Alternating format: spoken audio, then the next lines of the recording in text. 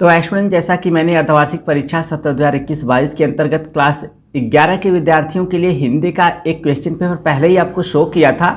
वह किसी दूसरे स्कूल का था और यह किसी दूसरे स्कूल का हिंदी का पेपर है। तो इसे मैं दिखा देता हूं आपको, ताकि आपकी जो प्रिपरेशन है आप अच्छे से अपनी नॉलेज को चेक कर सके।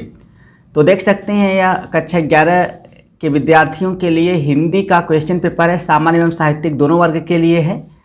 टोटल पूर्णांक 100 का है और समय आपको 3 घंटे दिया गया है इस क्वेश्चन पेपर को सॉल्व करने के लिए। और निर्देश दिया है कि यह प्रश्न संख्या 1 से 10 तक सामान्य एवं साहित्यिक दोनों वर्ग को करना है, ठीक है। और इसके बाद निर्देश है प्रश्न संख्या 11 सामान्य हिंदी वर्ग हेतु है, और जो क्वेश्चन नंबर 12 है वह केवल साहित्यिक हिंदी वर्ग के हेतु है। तो चलिए अब इस क्वेश्चन पेपर को जल्दी से मैं आपको शो करता हूं। तो यहाँ पर देख सकते हैं, पहला जो प्रश्न है वो आपका बहुविकल्पी से है। तो कह रहा है सही विकल्प का चयन कर अपनी उत्तर पुस्तिका में लिखिए। क वाला आपका प्रश्न है भारतेंदु युग के लेखक हैं, तो कौन भारतेंदु युग के लेखक है, 4 विकल्प दिया गया है और उसमें से सही ऑप्शन चुनकर आपको उत्तर पुस्तिका में लिखना है। इसके बाद आपका ख वाला प्रश्न है हिंदी साहित्य के आधुनिक काल को गद्य काल की संज्ञा किसने दी है। तो हिंदी साहित्य के आधुनिक काल को गद्य काल की संज्ञा किसने दी है। 4 यहाँ पर आपको लेखकों के नाम दिखाई दे रहे हैं, तो जो सही ऑप्शन है उसी का आपको चुनाव करना है। इसके बाद अगला प्रश्न है सरस्वती पत्रिका के यशस्वी संपादक कौन थे। तो सरस्वती पत्रिका के यशस्वी संपादक कौन थे, यहाँ पर भी 4 विकल्प है। यहाँ पे भी आपको सही विकल्प का चुनाव करके लिखना है। इसके बाद आपका घ वाला प्रश्न है हरिश्चंद्र को भारतेंदु की पदवी से सुशोभित किया गया। तो किस सन में सुशोभित किया गया, आपको यहाँ पर सही विकल्प का चुनाव करना है। इसके बाद परीक्षा गुरु किस विधा की रचना है। यहाँ पर 4 आपको विधा दिया गया है, उपन्यास है कि नाटक है कि निबंध है कि संस्मरण है। सही विकल्प आपको चुनना है। इसके बाद आपका प्रश्न दूसरा स्टार्ट हो रहा है। प्रश्न दूसरा का क्या है, हिंदी के प्रथम कवि के रूप में मान्य हैं, तो कौन है, बहुत ही सरल है। इसके बाद आपका ख वाला प्रश्न है ज्ञानाश्रयी शाखा के प्रतिनिधि कवि हैं। तो ज्ञानाश्रयी शाखा के प्रतिनिधि कवि कौन है, यहाँ पर 4 विकल्प है। सही विकल्प का आपको चुनाव करना है। फिर ग वाला प्रश्न है अमीर खुसरो कवि है, तो किस काल का कवि है अमीर खुसरो, यहाँ पर 4 विकल्प है। सही विकल्प का आपको चुनाव करना है। इसके बाद आगे बढ़ते हैं। तो घ वाला देख सकते हैं बहुविकल्पी प्रश्न है आदिकाल को सिद्ध सामांत काल की संज्ञा दी है, तो किसने दिया है। 4 विकल्प यहाँ पर आपको देखने को मिल रहा है। इसके बाद विनय पत्रिका की भाषा है, तो विनय पत्रिका की कौन सी भाषा है, यहाँ पर आपको सही विकल्प का चुनाव करना है। अब इसके बाद क्वेश्चन नंबर आपका तीसरा प्रारंभ हो रहा है। करा है कि निम्नलिखित गद्य अवतरण के आधार पर दिए गए प्रश्नों के उत्तर लिखिए। तो ये आपको गद्य का अवतरण दिखाई दे रहा है, इनको आपको पढ़ना है। और पढ़ने के बाद नीचे यहाँ पर अ ब स द ह करके जो प्रश्न पूछा है इनका आपको उत्तर लिखना है उसी ऊपर दिए गए गद्यांश के आधार पर, ठीक है। इसके बाद अथवा करके भी इसमें आपको प्रश्न देखने को मिल जा रहा है। अगर आपको वह गद्यांश नहीं आ रहा है तो अथवा करके एक और यहाँ पर आपको गद्यांश दिखाई दे रहा है, इसे आपको पढ़ना है। और पढ़ने के बाद नीचे यहाँ पर अ ब स द ह करके जो प्रश्न पूछा है इनका आपको उत्तर लिखना है। वीडियो की क्वालिटी को बढ़ाकर स्क्रीनशॉट ले लीजिए। इसके बाद आप देख सकते हैं जो आपका चौथा प्रश्न है, कह रहा है कि निम्नलिखित पद अवतरण के आधार पर दिए गए प्रश्नों के उत्तर लिखिए। तो यह आपको जो पद दिखाई दे रहा है इसे पढ़ना है और पढ़ने के बाद आगे जो यहाँ पर प्रश्न दिया है आपको इन्हीं प्रश्नों का आपको उत्तर लिखना है। अगर आपको एक जो पहला वाला पद है नहीं आ रहा है तो यहाँ पर अथवा करके भी है एक दूसरा पद, इसे आप पढ़ सकते हैं। और पढ़ने के बाद यहाँ पर जो नीचे अ ब स द ह करके प्रश्न पूछा है इनका उत्तर दे सकते हैं, ठीक है। तो मैं क्वेश्चन आपको जल्दी से दिखा देता हूँ। इसके बाद आपका 5वां का क प्रश्न निम्नलिखित में से किसी एक लेखक का साहित्यिक परिचय देते हुए उनकी प्रमुख रचनाओं का उल्लेख कीजिए। तो यहाँ पर अ ब स करके यहाँ पर 3 लेखकों के नाम दिए गए हैं। किसी एक लेखक का आपको साहित्यिक परिचय देते हुए उनकी रचनाओं का उल्लेख करना है। शब्द सीमा कर रहा है कि 80 रहे, लेकिन आप 100 वर्ड्स के ऊपर ही लिखें।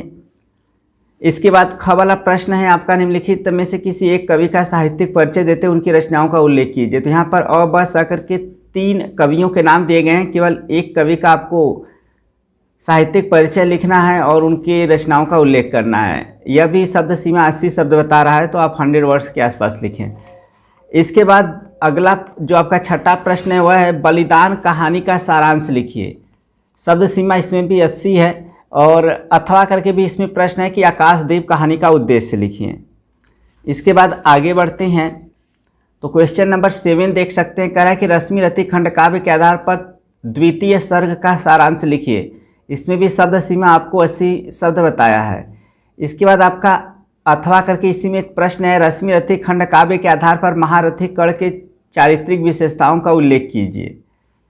इसके बाद आपका प्रश्न जो है 8 का क है, अधोलिखित गद्य अवतरण का संदर्भ सहित हिंदी में अनुवाद कीजिए। तो यहाँ पर आपको संदर्भ सहित हिंदी में अनुवाद करना है। यह गद्यांश आप नीचे देख सकते हैं, अथवा करके भी यहाँ पर दिया हुआ है। अगर एक नहीं आ रहा है गद्यांश तो आप नीचे वाला अथवा वाला कर सकते हैं, लेकिन आपको संदर्भ के साथ हिंदी में अनुवाद करना है, यह चीज़ याद रखिएगा। स्क्रीनशॉट ले लीजिएगा वीडियो की क्वालिटी को बढ़ाकर। इसके बाद आप ख वाला प्रश्न देख सकते हैं, करा निम्नलिखित पद अवतरणों में से किसी एक का संदर्भ सहित हिंदी में अनुवाद कीजिए। तो यहाँ पर आपको पद अवतरण दिखाई दे रहा है, 2 ठो दिखाई दे रहा है एक अथवा करके, तो इसमें से किसी एक का आपको संदर्भ सहित हिंदी में अनुवाद करना है। इसके बाद आगे बढ़ते हैं तो क्वेश्चन नंबर 9 का क जो है देख सकते हैं आपका करा है कि श्रृंगार अथवा वीर रस की परिभाषा उदाहरण सहित लिखिए। ख है चौपाई अथवा सोठा छंद का लक्षण उदाहरण सहित लिखिए। ग है श्लेष अथवा यमक अलंकार का परिभाषा उदाहरण सहित लिखिए। इसके बाद आपका क्वेश्चन नंबर जो 10 है वह है निम्नलिखित में से किसी एक विषय पर हिंदी में निबंध लिखिए। तो आपको हिंदी में निबंध लिखना है। यहाँ पर आपको 5 विषय दिया गया है केवल एक विषय पर, ठीक है। इसके बाद क्वेश्चन नंबर 11 का क है निम्नलिखित मुहावरों एवं लोकोक्तियों में से किसी एक का अर्थ लिखकर अपने वाक्य में प्रयोग करना है। तो केवल एक का ही अर्थ लिखकर अपने वाक्य में प्रयोग करना है। 4 ठो यहाँ पर मुहावरे व लोकोक्तियाँ दिया गया है। इसके बाद ख वाला है निम्नलिखित विकल्पों में से सही विकल्प चुनकर लिखिए। तो यहाँ पर अ कह रहा है कि परीक्षार्थी का संधि विच्छेद है, तो 4 विकल्प यहाँ पर दिया गया है। इसके बाद आपका ब वाला है मदनोत्सव का संधि विच्छेद है, तो यहाँ पर भी 4 विकल्प है। फिर इसके बाद स है हरये का संधि विच्छेद है, तो यहाँ पर भी 4 विकल्प है। सही विकल्प का चुनाव आपको करना है। इसका ग वाला प्रश्न है निम्नलिखित शब्द युग्मों का सही अर्थ चुनकर लिखिए। तो अम्ब अम्बु का सही अर्थ चुनकर आपको लिखना है, 4 विकल्प दिया गया है। इसी तरह ब वाला है जलद जलज का आपको सही अर्थ लिखकर सही अर्थ चुनना है, यहाँ पर 4 विकल्प दिया है। इसके बाद आपका घ वाला प्रश्न है निम्नलिखित शब्दों में से किसी एक शब्द के 2 अर्थ लिखिए। तो यहाँ पर 4 शब्द दिया है, केवल एक शब्द का आपको 2 अर्थ लिखना है। इसके बाद अंग वाला आपका प्रश्न निम्नलिखित वाक्यांशों के लिए एक शब्द का चयन कीजिए। तो आपको जिसने इंद्रियों को जीत लिया हो एक शब्द में उसे क्या कहते हैं, यहाँ पर 4 विकल्प है। जो गाया जा सके उसे एक शब्द में क्या कहते हैं, यहाँ पर भी 4 विकल्प है। आपको सही विकल्प का चुनाव करना है। इसके बाद आगे बढ़ते हैं तो च वाला प्रश्न देख सकते हैं, करा निम्नलिखित शब्दों में विभक्ति और वचन का सही चयन कीजिए।